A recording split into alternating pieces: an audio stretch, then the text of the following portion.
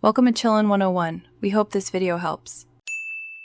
In this video, I will explain how to make tuna embutido, a delightful Filipino-style meatloaf. This recipe is a fantastic way to enjoy a healthier version of a classic dish. First, let's gather all our essential ingredients. We will need 3 cans of solid tuna, along with fresh vegetables like onion, bell pepper, and carrots. Don't forget the binders and seasonings to bring all the flavors together perfectly. Having everything ready makes the process smooth and enjoyable. Now that you have all your ingredients, let's prepare the mixture. Begin by marinating your chopped tuna in pineapple syrup with a pinch of salt and pepper for about 10 minutes. This adds a subtle sweetness and tenderizes the fish. After marinating, drain the tuna completely.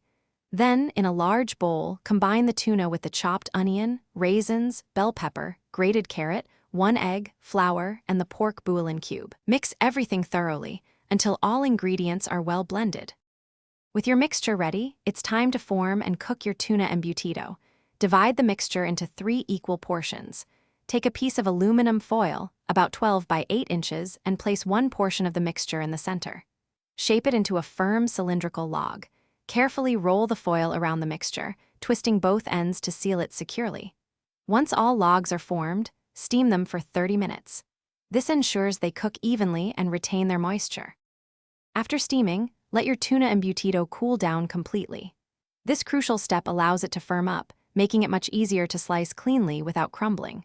Once cooled, carefully unwrap the foil and slice the embutido into half-inch thick rounds.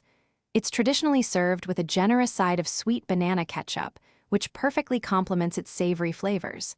Enjoy this healthier, flavorful dish as a satisfying meal or a delightful snack. Happy cooking! Thanks for watching. Consider subscribing if we helped you.